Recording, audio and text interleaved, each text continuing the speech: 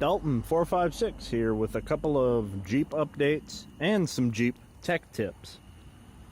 I recently painted the valve cover and installed a Thor intake on the Jeep, and that's basically the Jeep updates. Still not 100% done with that process just yet. Still have to go back and I have to remove the bottom half of the airbox, old airbox. And haven't figured out what I'm gonna put there yet, if it's gonna be a battery or something, or just a little area to store tools. Hell, I might even convert the old airbox to hold a miniature toolkit or something. But anyway, let's get to the meat and potatoes here. First update, or first tech tip, so to say, is about the valve cover. You know, it seems fairly standard to take your valve cover off, whether or not you're doing service, you're painting it, or if you're changing a gasket. Well, whenever you go to put the valve cover back on, your valve cover gasket is going to come with these little rubber things, and they're meant to replace these little grommets. Yeah, I know my lighting's not the best.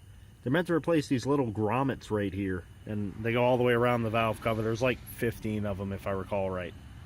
Well, when you pop the old ones out, don't throw away the little metal piece on top. If you screw up and you just put the rubber and then try tightening it down, your valve cover will leak. It's like a little metal washer. I don't know how well you can see it on top. Probably not very well at all. But make sure you put this little metal ring on top of the rubber grommet. Otherwise, you will have leaks.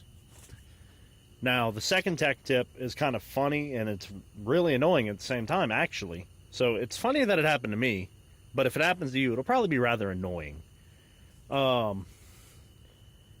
Whenever I pulled the valve cover off, I pulled out the PCV valves. Well, you know, one in the front, one in the back. Well, I went ahead, I replaced the PCV valves with new ones, and then ran the Jeep for a little while. Had a massive oil leak, spewing oil everywhere. So I was like, what the hell? Anyway, what it ended up being, this front PCV valve is different from the back one. And the auto parts store isn't going to tell you that. They're going to say they're both the same. So anyway, let me see if I can pop this out since I've recently put it in. There we go.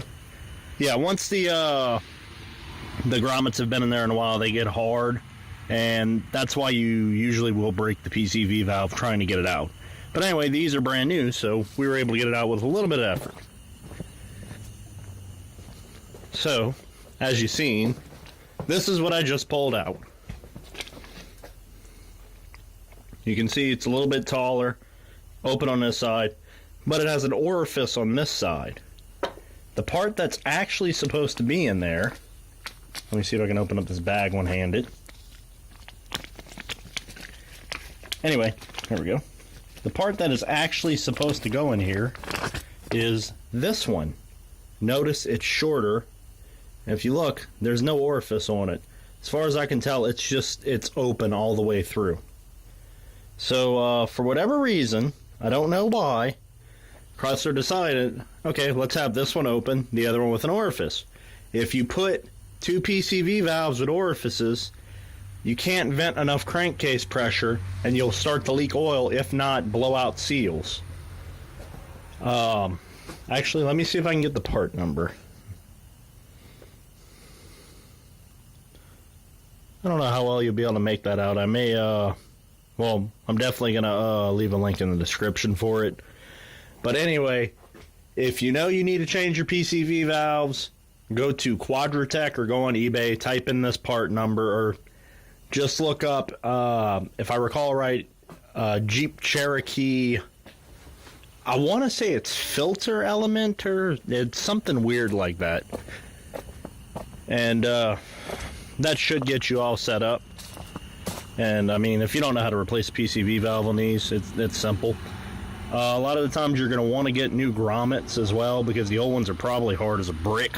But essentially, that's all you do. It just pops in. That's it. And that's all you need to know. So until next update, later.